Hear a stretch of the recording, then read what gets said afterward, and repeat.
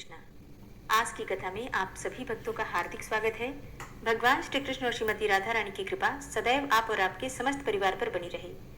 भगवान श्री विष्णु का ध्यान करके आज की पावन कथा का प्रारंभ करते हैं। पुलस्त्य जी कहते हैं कि हे राजन, मध्यम पुष्कर में भूमि और कनिष्ठ पुष्कर में सुवर्ण का दान करना चाहिए। यही वहां के लिए दक्षिणा है। प्रथम पुष्कर के देवता श्री ब्रह्मा जी, दूसरे के भगवान श्री विष्णु तथा तीसरे पुष्कर के देवता हैं श्री रुद्र जी। इस प्रकार तीनों देवता वहां पृथक पृथक स्थित हैं। अब मैं सब व्रतों में उत्तम महापातक नाशन नामक व्रत का वर्णन करता हूँ। यह भगवान शंकर का बताया हुआ व्रत है। रात्रि को अन्न तैयार करके कुटुंब वाले ब्राह्मण को बुलाएं, अर्थात जिस ब्राह्मण का परिवार हो उस ब्राह्मण को परिवार सहित आमंत्रित करें। उसे भोजन कराकर एक गौ, सुवर्णमय चक्र से युक्त त्रिशूल तथा 2 वस्त्र अर्थात धोती और चद्दर दान करें। जो मनुष्य इस प्रकार से व्रत करता है वह शिवलोक में जाकर आनंद का अनुभव करता है। यही महापातक नाशन व्रत है। जो एक दिन एक भुक्त व्रती रहकर एक ही अन्न का भोजन करके दूसरे दिन तिलमयी धेनु और वृषभ का दान करता है, वह भगवान शंकर के पद को प्राप्त होता है। यह पाप और शोकों का नाश करने वाला रुद्र व्रत है। जो 1 वर्ष तक एक दिन का अंतर देकर रात्रि में भोजन करता है तथा वर्ष पूरा होने पर नील कमल, सुवर्णमय कमल और चीनी से भरा हुआ पात्र एवं बैल दान करता है, वह भगवान श्री विष्णु के धाम को प्राप्त होता है। यह नील व्रत कहलाता है।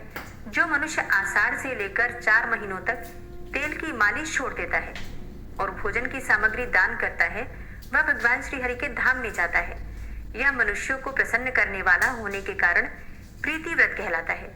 जो चैत्र के महीने में दही, दूध, घी और गुड़ का त्याग करता है और गौरी की प्रसन्नता के उद्देश्य से ब्राह्मण दंपत्ति का पूजन करके उन्हें महीन वस्त्र और रस से भरे हुए पात्र दान करता है, उस पर श्री गौरी देवी प्रसन्न हो जाती हैं। यह गौरी व्रत भवानी का लोक प्रदान करने वाला होता है।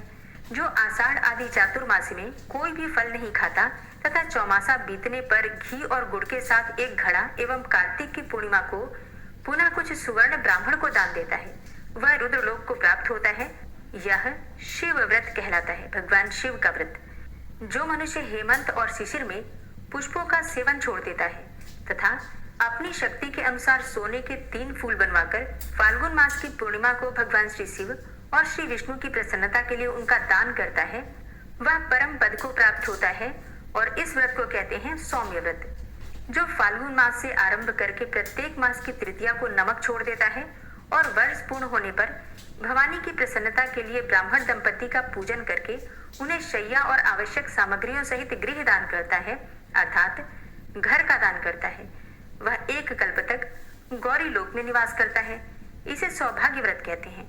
जो द्विज 1 वर्ष तक मौन भाव से संध्या करता है और वर्ष के अंत में घी का घड़ा, 2 वस्त्र, धोती और चद्दर, तिल और घंटा ब्राह्मण को दान करता है, वह सारस्वत लोक को प्राप्त होता है, जहां से फिर इस संसार में लौटना नहीं पड़ता। यह रूप और विद्या प्रदान करने वाला सारस्वत नामक व्रत है। प्रतिदिन गोबर का मंडल बनाकर उसमें अक्षतों द्वारा कमल बनाएं। उसके ऊपर भगवान श्री शिव और भगवान श्री विष्णु की प्रतिमा रखकर उसे घी से स्नान कराएं, फिर विधिवत पूजन करें।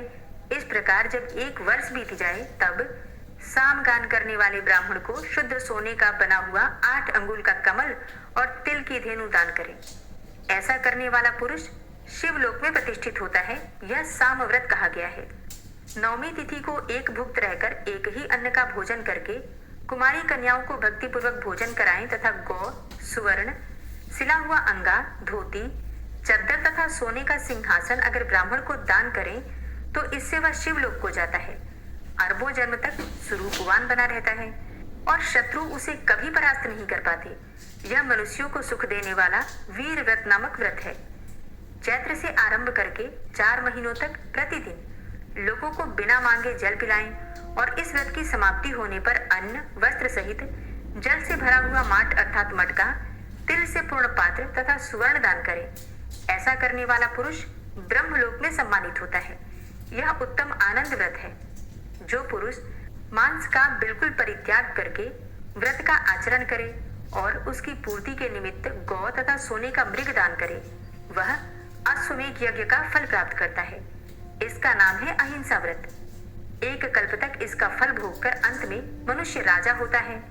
माघ के महीने में सूर्योदय के पहले स्नान करके द्विज दंपत्ति का पूजन करें तथा उन्हें भोजन कराकर यथाशक्ति वस्त्र और आभूषण दान करें। यह सूर्य व्रत है। इसका अनुष्ठान करने वाला पुरुष एक कल्प तक सूर्य लोक में निवास करता है। आषाढ़ आदि 4 महीनों में प्रतिदिन प्रातः स्नान करें, फिर कार्तिक की पूर्णिमा के दिन ब्राह्मणों को भोजन कराकर गौ का दान करें, तो वह मनुष्य भगवान श्री विष्णु के धाम को प्राप्त होता है। और इस व्रत का नाम है विष्णु व्रत। जो एक अयन से दूसरे अयन तक पुष्प और घृत का सेवन छोड़ देता है, अर्थात दक्षिणायन से उत्तरायण या फिर उत्तरायण से दक्षिणायन, तो एक अयन से दूसरे अयन तक पुष्प और घृत का सेवन छोड़ देता है और व्रत के अंत में फूलों का हार और घृत मिश्रित खीर ब्राह्मण को दान करता है, वह शिवलोक में जाता है। इसका नाम है शील व्रत। जो नियत काल तक प्रतिदिन संध्या के समय दीप दान करता है तथा घी और तेल का सेवन नहीं करता, फिर व्रत समाप्त होने पर ब्राह्मण को दीपक, चक्र, शूल, सोना, धोती और चद्दर दान करता है, वह इस संसार में तेजस्वी होता है तथा अंत में रुद्रलोक को जाता है। यह दीप्ति व्रत है जो कार्तिक मास से आरंभ करके प्रत्येक मास की तृतीया को रात के समय गोमूत्र में पकाई हुई जौ की लपसी खाकर रहता है और वर्ष समाप्त होने पर गौ का दान करता है। वह एक कल्प तक गौरी लोक में निवास करता है तथा उसके बाद इस लोक में राजा होता है। इस व्रत का नाम है रुद्र व्रत। यह सदा कल्याण करने वाला है। जो 4 महीनों तक चंदन लगाना छोड़ देता है तथा अंत में सीपी, चंदन, अक्षत और 2 श्वेत वस्त्र, धोती और चद्दर किसी ब्राह्मण को दान करता है, वह वरुण लोक में जाता है। यह दृढ़ व्रत कहलाता है।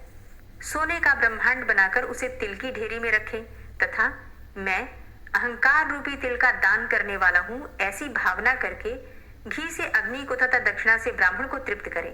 फिर माला, वस्त्र तथा आभूषणों द्वारा ब्राह्मण दंपत्ति का पूजन करके विश्वात्मा की तृप्ति के उद्देश्य से किसी शुभ दिन को अपनी शक्ति के अनुसार 3 तोले से अधिक सोना तथा तिल सहित ब्रह्मांड ब्राह्मण को दान करे।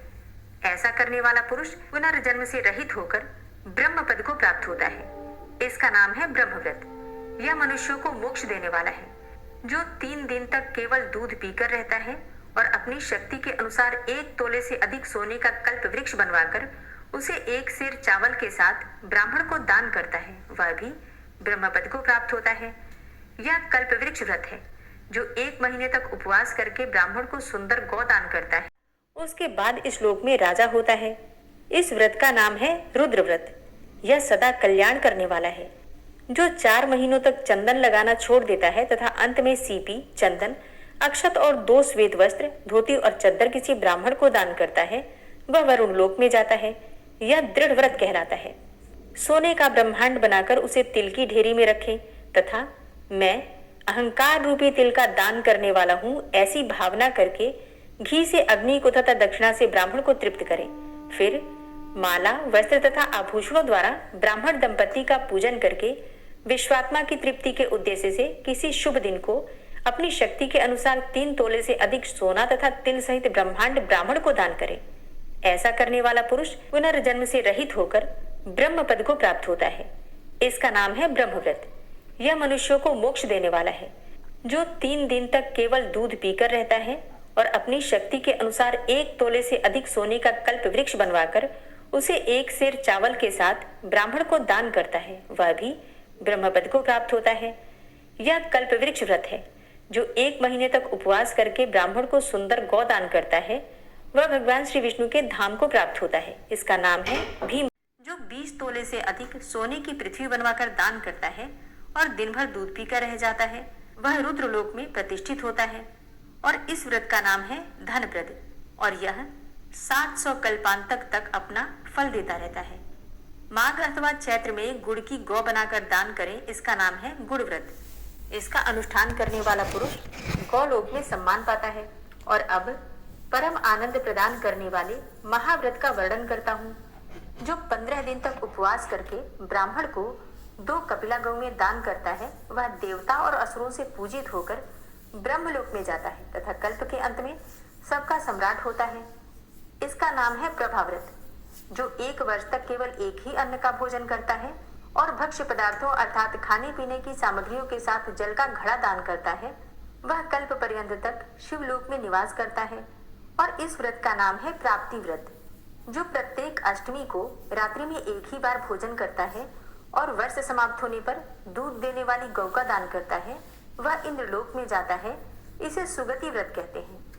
जो मनुष्य वर्षा आदि 4 ऋतुओं में ब्राह्मण को ईंधन का दान करता है और अंत में घी तथा गौ का दान करता है, वह पर ब्रह्म को प्राप्त होता है। यह सब पापों का नाश करने वाला वैश्वानर व्रत है, जो 1 वर्ष तक प्रतिदिन खीर खाकर रहता है और व्रत समाप्त होने पर ब्राह्मण को एक गाय और एक बैल दान करता है। वह 1 कल्प तक लक्ष्मी लोक में निवास करता है। इसका नाम है देवी व्रत। जो प्रत्येक सप्तमी को एक बार रात्रि में भोजन करता है और वर्ष समाप्त होने पर दूध देने वाली गौ का दान करता है, उसे सूर्यलोक की प्राप्ति होती है। इस व्रत का नाम है भानु व्रत, जो भगवान सूर्य के निमित्त किया जाता है। जो प्रत्येक चतुर्थी को एक बार रात्रि में भोजन करता है और वर्ष के अंत में सोने का हाथी दान करता है, उसे शिवलोक की प्राप्ति होती है। यह वैनायक व्रत है, भगवान गणेश के निमित्त धारण किया जाता है। जो मनुष्य चौमासे भर अर्थात चातुर्मास में बड़े बड़े फलों का परित्याग करके कार्तिक में सोने के फल का दान करता है और हवन कराकर ब्राह्मण को अंत में गाय और बैल का दान करता है, उसे सूर्यलोक की प्राप्ति होती है। इस व्रत का नाम है सौर व्रत। जो 12 द्वादशियों को उपवास करके अपनी शक्ति के अनुसार गौ, वस्त्र और सुवर्ण के द्वारा ब्राह्मणों की पूजा करता है, वह परम पद को प्राप्त होता है। यह विष्णु व्रत है। जो प्रत्येक चतुर्दशी को एक बार रात्रि में भोजन करता और वर्ष की समाप्ति होने पर एक गाय और एक बैल दान करता है, उसे रुद्रलोक की प्राप्ति होती है। इसे त्रयंबक व्रत कहते हैं। जो 7 रातों तक उपवास करके ब्राह्मण को घी से भरा हुआ घड़ा दान करता है, वह ब्रह्मलोक को प्राप्त होता है। इसका नाम है वर व्रत। जो काशी जाकर दूध देने वाली गौ का दान करता है, वह 1 कल्प तक इंद्रलोक में निवास करता है। इस व्रत का नाम है मित्र व्रत। जो 1 वर्ष तक तांबुल का सेवन छोड़कर अंत में गौ दान करता है, वह वरुण लोक को जाता है। इसका नाम है वारुण व्रत। जो चांद्रायण व्रत करके सोने का चंद्रमा बनवाकर दान देता है, उसे चंद्रलोक की प्राप्ति होती है और यह चंद्र व्रत कहलाता है। जो ज्येष्ठ मास में पंचाग्नि में तपकर अंत में अष्टमी या चतुर्दशी को सोने की गौ का दान करता है, वह स्वर्ग को जाता है। यह रुद्र व्रत कहलाता है। और जो प्रत्येक तृतीया को शिव मंदिर में जाकर एक बार हाथ जोड़ता है और वर्ष पूर्ण होने पर दूध देने वाली गौ का दान करता है, उसे देवी लोक की प्राप्ति होती है। इसका नाम है भवानी व्रत। जो माघ भर गीला वस्त्र पहनता और सप्तमी को गोदान करता है, वह कल्प पर्यंत स्वर्ग में निवास करके अंत में इस पृथ्वी पर राजा होता है। इसे तापक व्रत कहते हैं। जो 3 रात उपवास करके फाल्गुन की पूर्णिमा को घर का दान करता है, उसे आदित्य लोक की प्राप्ति होती है। यह धाम व्रत है। जो व्रत रहकर तीनों संध्याओं में प्रातः, मध्याह्न एवं सायंकाल में भूषणों द्वारा अर्थात गहनों के द्वारा ब्राह्मण दंपति की पूजा करता है, उसे मोक्ष मिलता है। यह मोक्ष व्रत कहलाता है। जो शुक्ल पक्ष की द्वितीया के दिन ब्राह्मण को नमक से भरा हुआ पात्र, वस्त्र से ढका हुआ कांसे का बर्तन तथा दक्षिणा देता है और व्रत समाप्त होने पर गोदान करता है, वह भगवान श्री शिव के लोक में जाता है तथा 1 कल्प के बाद राजाओं का भी राजा होता है। इस व्रत का नाम है सोम व्रत। जो हर प्रतिपदा को एक ही अन्न का भोजन और वर्ष समाप्त होने पर कमल का दान करता है, वह वैश्वानर लोक में जाता है। इस व्रत को कहते हैं अग्नि व्रत। और जो प्रत्येक दशमी को एक ही अन्न का भोजन करता है और वर्ष समाप्त होने पर 10 गौएं तथा सोने का दीप दान करता है, वह ब्रह्मांड का स्वामी होता है। इसका नाम है विश्व व्रत। यह बड़े बड़े पातकों का नाश करने वाला है। जो स्वयं कन्यादान करता तथा दूसरे की कन्याओं का विवाह करा देता है, वह अपने 21 पीढ़ियों सहित ब्रह्मलोक में जाता है। क्योंकि कन्यादान से बढ़कर दूसरा कोई दान नहीं है, विशेषतः पुष्कर में, और वहां भी कार्तिक मास की पूर्णिमा को जो कन्यादान करेंगे उनका तो स्वर्ग में अक्षयवास हो जाता है। जो मनुष्य जल में खड़े होकर तिल की पीठी के बने हुए हाथी को रत्नों से विभूषित करके ब्राह्मण को दान देते हैं, उन्हें इंद्रलोक की प्राप्ति होती है। और जो मनुष्य भक्ति पूर्वक इन उत्तम व्रतों का वर्णन पढ़ता और सुनता है, वह 100 मनमंत्रों तक गंधर्वों का स्वामी होता है। स्नान के बिना न तो शरीर ही निर्मल होता है और न ही मन की शुद्धि होती है। अतः मन की शुद्धि के लिए सबसे पहले स्नान का विधान है। घर में रखे हुए अथवा तुरंत के निकाले हुए जल से स्नान करना चाहिए। किसी जलाशय या नदी का स्नान सुलभ हो तो और भी उत्तम है। मंत्र वेत्ता विद्वान पुरुष को मूल मंत्र के द्वारा तीर्थ की कल्पना कर लेनी चाहिए। ओम नमो नारायणाय, यह मूल मंत्र बताया गया है। पहले हाथ में कुशा लेकर विधि पूर्वक आचमन करें तथा मन और इंद्रियों को संयम में रखते हुए बाहर और भीतर से पवित्र रहें। फिर 4 हाथ का चौकोर मंडल बनाकर उसमें इस प्रकार से इन मंत्रों के द्वारा भगवती गंगा का आवाहन करें। हे गंगे, तुम भगवान श्री विष्णु के चरणों से प्रकट हुई हो। श्री विष्णु ही तुम्हारे देवता हैं, इसीलिए तुम्हें वैष्णवी कहते हैं। हे देवी, तुम जन्म से लेकर मृत्यु तक समस्त पापों से मेरी रक्षा करो। स्वर्ग, पृथ्वी और अंतरिक्ष में कुल 3.5 करोड़ तीर्थ हैं। यह वायु देवता का कथन है। हे माता जानवी, वे सभी तीर्थ तुम्हारे भीतर मौजूद हैं। देवलोक में तुम्हारा नाम नंदिनी और नलिनी है। इनके सिवा दक्षा, पृथ्वी, सुभगा, विश्वकाया, शिवा, अमृता, विद्याधरी, महादेवी, लोक प्रसादिनी, जानवी, शांता और शांति प्रदायिनी, ये तुम्हारे अनेकों नाम हैं। जहाँ स्नान के समय इन पवित्र नामों का कीर्तन होता है, वहाँ त्रिपथगामिनी भगवती गंगा उपस्थित हो जाती हैं। क्षेमा 7 बार उपर्युक्त नामों का जप करके संपुट के आकार में दोनों हाथों को जोड़कर उनमें जल लें। फिर 3, 4, 5 या फिर 7 बार मस्तक पर डालें। फिर विधि पूर्वक मृत्तिका को अभिमंत्रित करके अर्थात मिट्टी को अभिमंत्रित करके अपने अंगों में लगाएं। मृत्तिका को अभिमंत्रित करने का मंत्र इस प्रकार से है। अश्वक्रांते रथक्रांते विष्णुक्रांते वसुंधरे मृत्तिके हर मे पापम यन्मया दुष्कृतं कृतम् उद्धृतासी वराहेण कृष्णेन सतबाहुना नमस्ते सर्वलोकानां प्रभवारणी सुव्रते। अर्थात हे वसुंधरे, तुम्हारे ऊपर अश्व और रथ चला करते हैं। भगवान श्री विष्णु ने भी वामन रूप से तुम्हें एक पैर से नापा था। हे मृत्तिके, मैंने जो भी बुरे कर्म किए हों, मेरे उन सब पापों को तुम हर लो। हे देवी, भगवान श्री विष्णु ने सैकड़ों भुजाओं वाले वाराह का रूप धारण करके तुम्हें जल से बाहर निकाला था। तुम संपूर्ण लोकों की उत्पत्ति के लिए अरणी के समान हो। हे सुव्रते, तुम्हें मेरा नमस्कार है। इस प्रकार से मृत्तिका लगाकर पुनः स्नान करें। फिर विधिवत आचमन करके उठें और शुद्ध सफेद धोती एवं चद्दर धारण करके त्रिलोकी को तृप्त करने के लिए तर्पण करें। सबसे पहले ब्रह्मा, विष्णु, रुद्र और प्रजापति का तर्पण करें। तत्पश्चात देवता, यक्ष, नाग, गंधर्व, श्रेष्ठ अप्सराएं, क्रूर सर्प, गरुड़ पक्षी, वृक्ष, जंभक आदि असुर, विद्याधर, मेघ, आकाशचारी जीव, निराधार जीव, पापी जीव तथा धर्मपरायण जीवों को तृप्त करने के लिए मैं जल देता हूँ, यह कहकर उन सबको जलांजलि दे। देवताओं का तर्पण करते समय यज्ञोपवीत को बाएं कंधे पर डाले रखें। तत्पश्चात उसे गले में माला की भांति कर लें और मनुष्यों, ऋषियों तथा ऋषि पुत्रों का भक्तिपूर्वक तर्पण करें। सनक, सनंदन, सनातन, कपिल, आसुरी, वोढ़ू और पंचशिखाएं, ये सभी मेरे दिए जल से सदा तृप्त हों, ऐसी भावना करके जल दें। इसी प्रकार मरीचि, अत्रि, अंगिरा, पुलस्त्य, पुलह, क्रतु, प्रचेता, वशिष्ठ, भृगु, नारद तथा संपूर्ण देवर्षियों एवं ब्रह्मर्षियों का अक्षत सहित जल के द्वारा तर्पण करें। इसके बाद यज्ञोपवीत को दाएं कंधे पर करके बाएं घुटने को पृथ्वी पर टेक कर बैठें।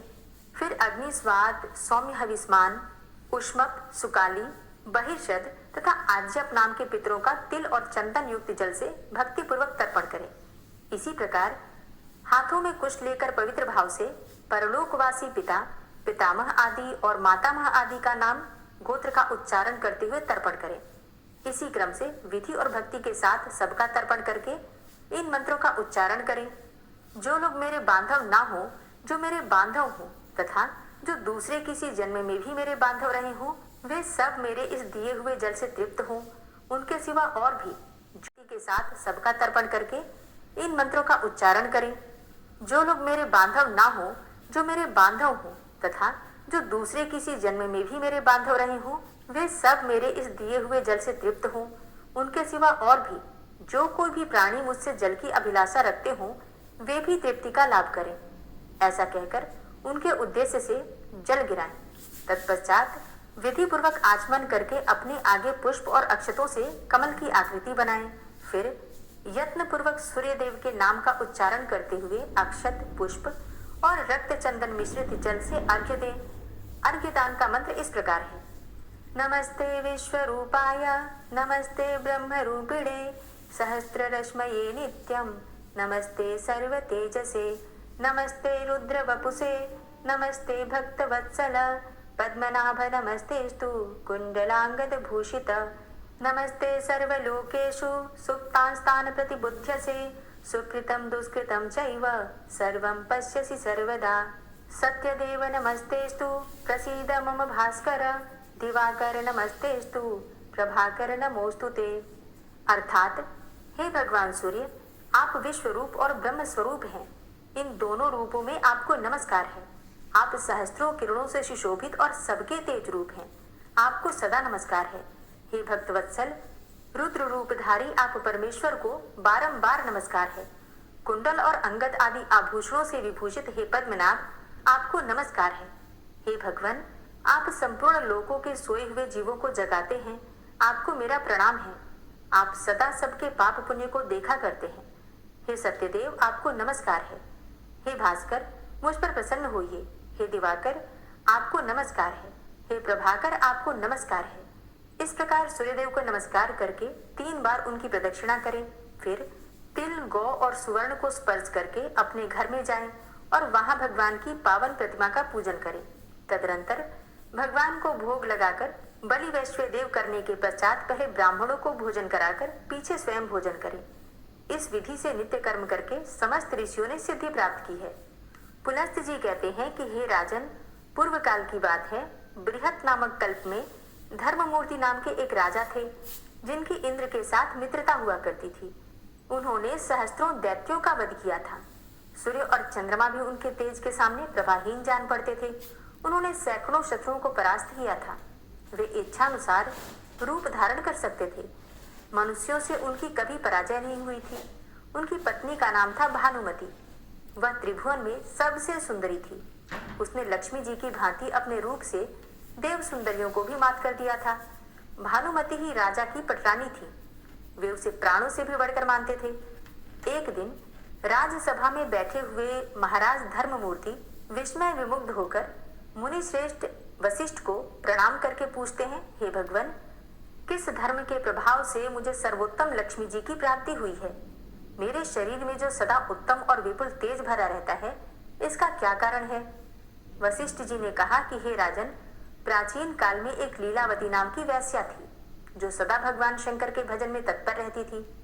एक बार उसने पुष्कर में चतुर्दशी को नमक का पहाड़ बनाकर सोने की बनी देव प्रतिमा के साथ विधि पूर्वक दान किया था।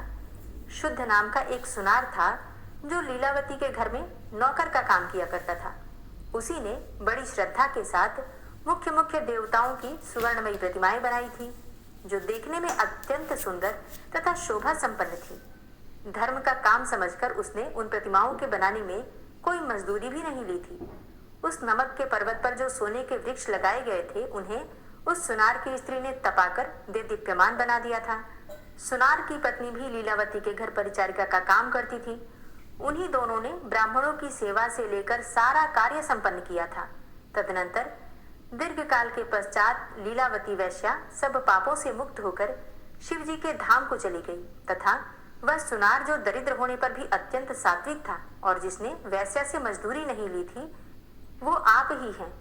उसी पुण्य के प्रभाव से आप सातों द्वीपों के स्वामी तथा हजारों सूर्यों के समान तेजस्वी हुए हैं। सुनार की ही भांति उसकी पत्नी ने भी सोने के वृक्षों और देव मूर्तियों को कांतिमान बनाया था। इसीलिए वही आपकी महारानी भानुमति हुई है। प्रतिमाओं को जगमग बनाने के कारण महारानी का रूप अत्यंत सुंदर हुआ है और उसी पुण्य के प्रभाव से आप मनुष्य लोक में अपराजित हुए हैं तथा आपको आरोग्य और सौभाग्य से युक्त राज्य लक्ष्मी प्राप्त हुई है।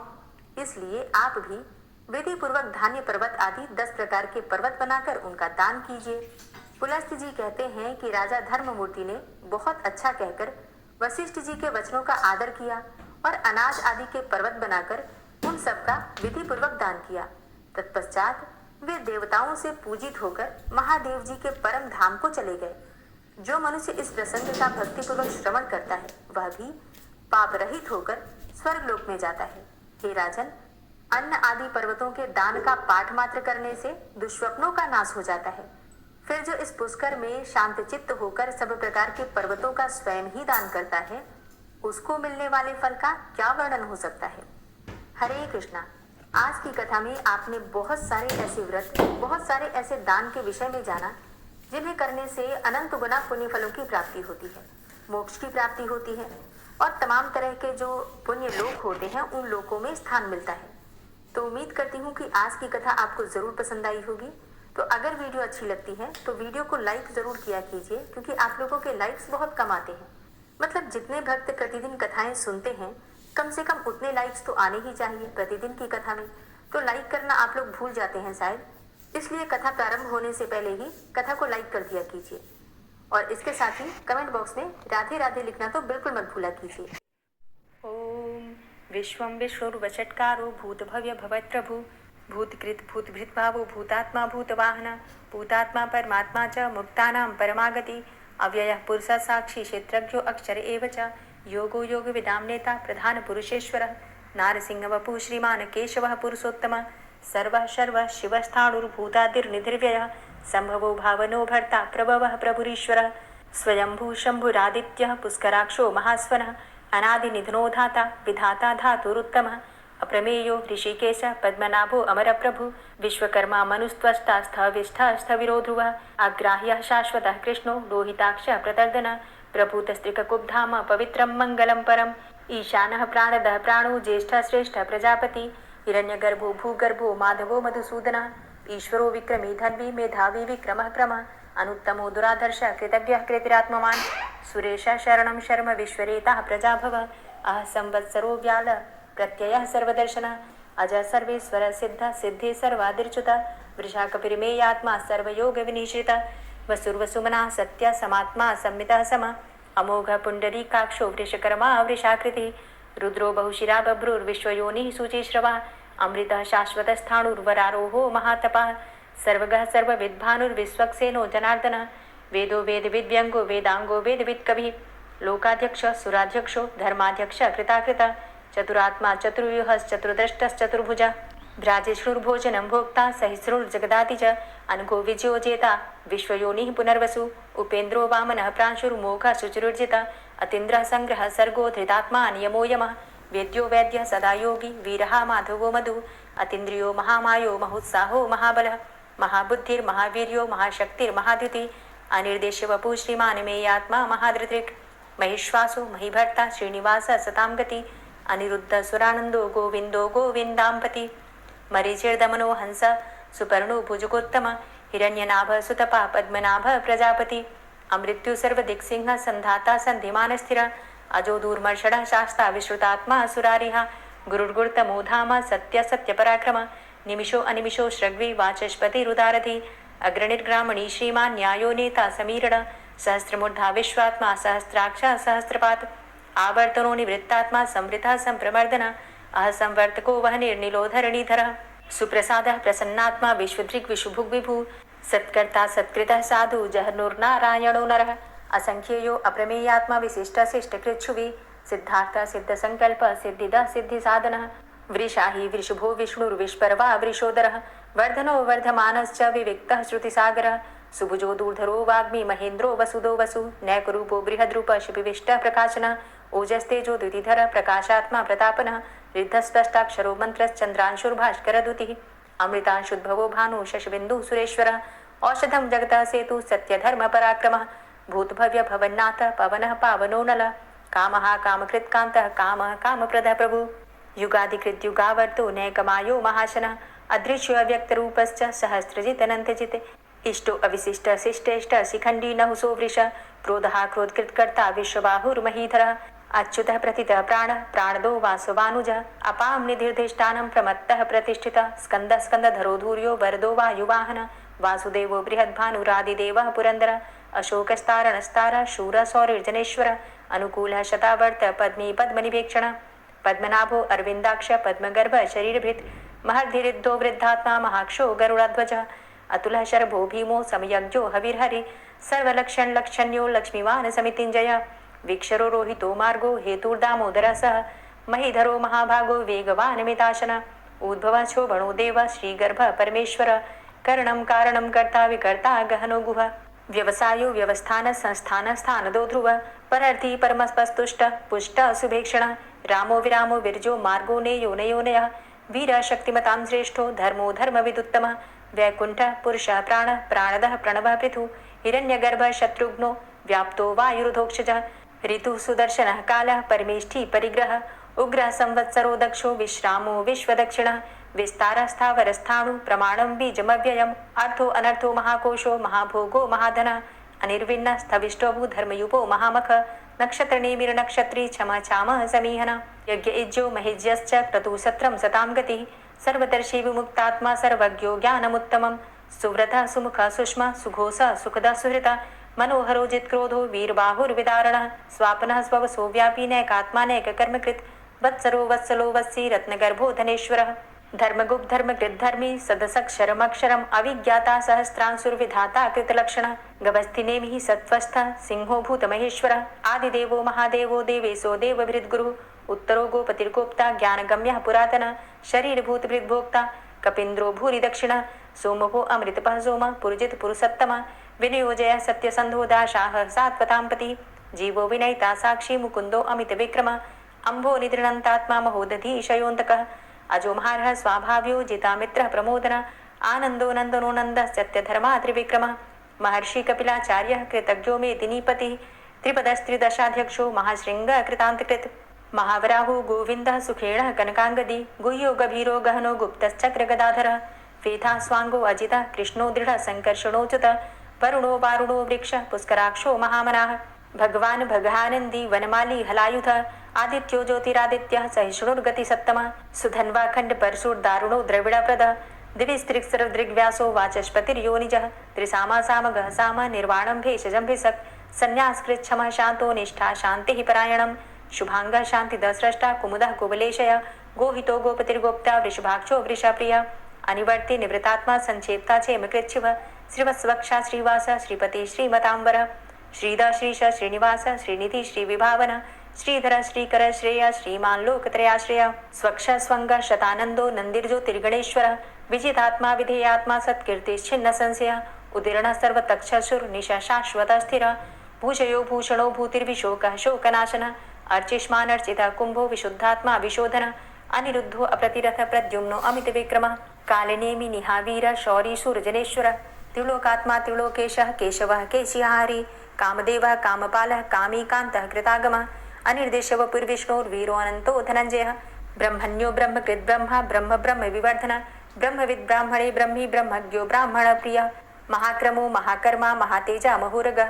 महाक्रतुर्महायज्वा महायज्ञो महाहवि स्तव्यस्तव प्रिय स्तोत्रं स्तुतिस्तोतारणप्रिय पूर्णः पुरैता पुण्य पुण्यकीर्तिर्नामयः मनोजवस्तीर्थकरो वसुरेता वसुप्रद वसुप्रदो वासुदेव वसुर्वसुमनाहवि सद्गतिः सत्कीर्तिः सत्ता सद्भूति सत्परायणः शूरसेनो यदुश्रेष्ठः सन्निवासः सुयामुनः भूतावासो वासुदेवः सर्वासु निलयोनलः दर्पः दर्पदो दृप्तो दूर्धरोधा पराजितः विश्वमूर्तिर्महामूर्तिर्दीप्तमूर्तिर्मूर्तिमान् अनेकमूर्तिरव्यक्तः शतमूर्तिः शताननः एको नैकः सवः किं यत्तत्पदमनुत्तमं लोकबन्धुर्लोकनाथो माधवो भक्तवत्सलः सुवर्णवर्णो हेमांगो वरांगश्चन्दनांगदी वीरः विषमः शून्यो घृताशीरचलश्चलः अमानीमानदो मान्यो लोकस्वामी त्रिलोकधृक् सुमेधा मेधजो धन्यः सत्यमेधाधराधरः तेजो वृषः द्वितिधरः सर्वशस्त्रभृताम्बरः प्रग्रहो निग्रहो व्यग्रो नैकशृङ्गो गदाग्रजः चतुर्मूर्तिश्चतुर्बाहुश्चतुर्व्यूहश्चतुर्गति चतुरात्मा चतुर्भावश्चतुर्वेद विदेकपात समावर्तो अनिवृतात्मा दुर्जयो दुरतिक्रम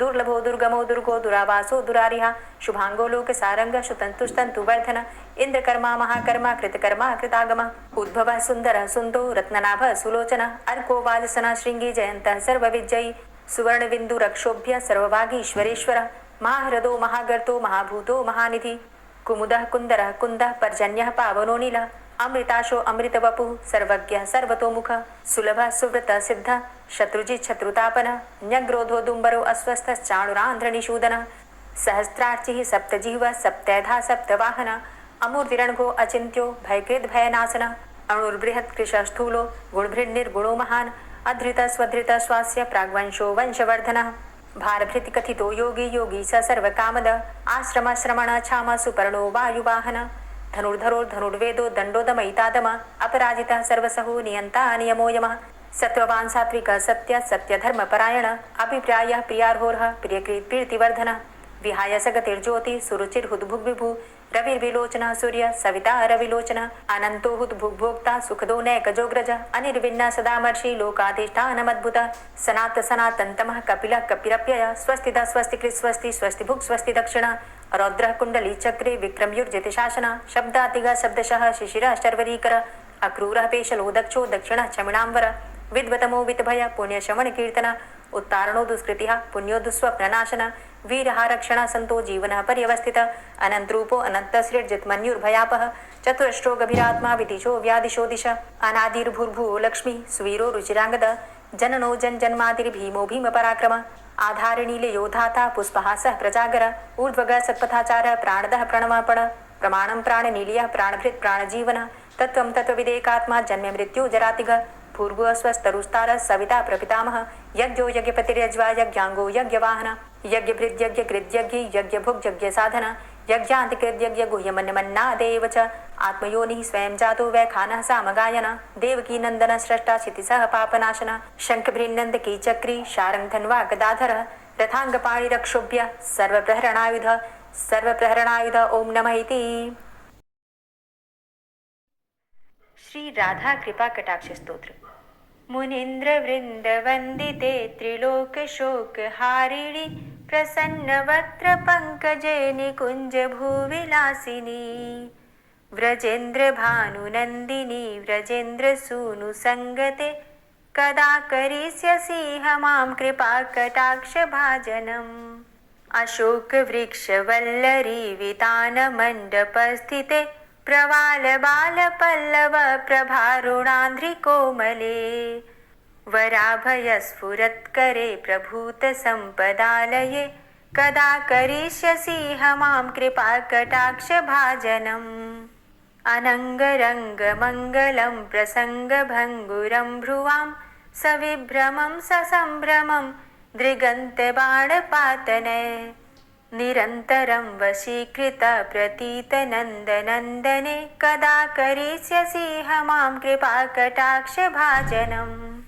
तडित्सुवर्ण चम्पक प्रदीप्त गौर विग्रहे मुख प्रभा परास्त कोटि शारदेन्दुमण्डले विचित्र चित्र संचर चकोर शावलोचने कदा करिष्यसि मां कृपा कटाक्ष भाजनम् मदोन्मदादि यौवने प्रमोदमान मंडिते प्रियानुराग रंजिते कला विलास पंडिते अनन्य धन्य कुंज राज्य काम केलि कोविदे कदा करिष्यसि मां कृपा कटाक्ष भाजनम् अशेष हाव भाव धीर हीर हार भूषिते प्रभूत शात कुंभ कुंभ कुंभि कुंभ सुस्तनि प्रशस्त मंद हास्य चूर्ण पूर्ण सौख्य सागरे कदा करिष्यसि मां कृपा कटाक्ष भाजनम् मृणाल वाल वल्लरी तरंग रंग दौर्लते लताग्रलास्य लोल नील लोचनावलोकने ललल्लुलन्मिलन् मनोज्ञ मुग्ध मोहिनाश्रिते कदा करिष्यसि मां कृपा कटाक्ष भाजनम् सुवर्ण मल्लिकाञ्चित त्रिरेख कम्बुकण्ठगे त्रिसूत्र मङ्गली गुण त्रिरत्न दीप्ति दीधिते सलोल नील कुन्तल प्रसून गुच्छ गुम्फिते कदा करिष्यसि मां कृपा कटाक्ष भाजनम् नितम्ब बिम्ब लम्बमान पुष्प मेखला गुणे प्रशस्त रत्न किङ्किणी कलाप मध्य मंजुले करीन्द्र शुण्ड दण्डिकावरोह शोभ गोरुके कदा करिष्यसि मां कृपा कटाक्ष भाजनम् अनेक मंत्रनाद मंजुनूपुरारवस्खलत् समाज राजहंस वंश निक्वणाति गौरवे विलोल हेम वल्लरी विडम्बि चारु चंक्रमे कदा करिष्यसि मां कृपा कटाक्ष भाजनम् अनंत कोटि विष्णुलोक नम्र पद्मजार्चिते हिमाद्रिजा पुलोमजा विरिञ्चिजा वरप्रदे अपार सिद्धिरिद्धि दिग्ध सत्पदाङ्गुली नखे कदा करिष्यसि मां कृपा कटाक्ष भाजनम् मखेश्वरी क्रियेश्वरी स्वधेश्वरी सुरेश्वरी त्रिवेद भारतीश्वरी प्रमाण शासनेश्वरी रमेश्वरी क्षमेश्वरी प्रमोद काननेश्वरी व्रजेश्वरी व्रजाधिपे श्रीराधिके नमोऽस्तुते इति ममद्भुतं स्तवं निशम्य भानुनन्दिनी करोतु सन्ततं जनं कृपाकटाक्षभाजनम् भवेत्तदैव सञ्चित त्रिरूपकर्मनाशनं लभेत्तदा ब्रजेन्द्रसूनुमण्डलप्रवेशनम् जय जय श्री राधे, जय जय श्री राधे। दोस्तों, उम्मीद करती हूँ आज की कथा आपको ज़रूर पसंद आई होगी। तो अगर कथा पसंद आई हो तो वीडियो को लाइक ज़रूर किया कीजिए और अगर संभव हो तो वीडियो को ज़्यादा से ज़्यादा शेयर कीजिए और हाँ, कमेंट बॉक्स में राधे राधे ज़रूर लिखा कीजिए। और जो भक्त इस चैनल पर पहली बार आए हैं, अभी तक आपने चैनल को सब्सक्राइब नहीं किया है, तो आज की वीडियो अगर आपको अच्छी लगे तो चैनल को सब्सक्राइब करके बेल आइकन को ज़रूर प्रेस कर लीजिए। इससे ये होगा कि इस चैनल पर जो भी नई वीडियो अपलोड होंगी उनकी नोटिफिकेशन आपको सही समय पर प्राप्त होगी। मिलती हूँ मैं आपसे अगली वीडियो में, तब तक के लिए जय श्री राधे।